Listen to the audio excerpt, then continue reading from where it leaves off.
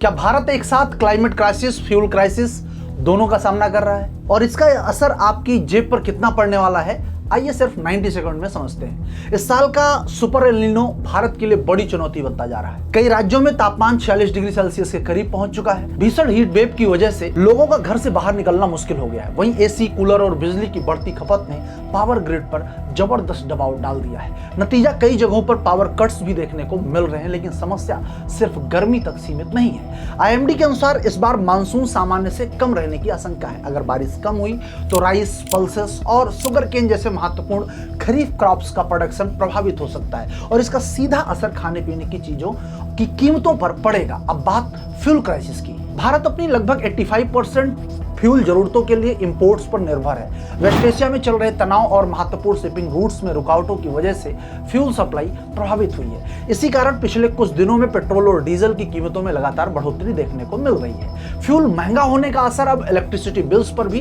दिखाई दे रहा है। बढ़ती पावर जनरेशन कॉस्ट की वजह से कई क्षेत्रों में फ्यूल सरचार्ज जोड़े जा रहे हैं, जिससे लोगों का घरेलू बजट और दबाव में आ सकता है। यानी महंगा फ्यूल, बढ़े हुए इलेक्ट्रिसिटी बिल्स और कमजोर मानसून मिलकर इन्फ्लेशन को और बढ़ा सकते हैं। इस बीच प्रधानमंत्री नरेंद्र मोदी ने लोगों से हीट वेव्स के दौरान ज्यादा पानी पीने, बच्चों और बुजुर्गों का विशेष ध्यान रखने, हीट एग्जॉशन जैसे लक्षणों पर नजर रखने और पक्षियों और जानवरों के लिए पानी रखने की अपील की। अब सवाल यह है कि क्या आने वाले महीने में यह संकट और गहरा सकता है? अपनी राय कमेंट बॉक्स में जरूर दें। Thank you.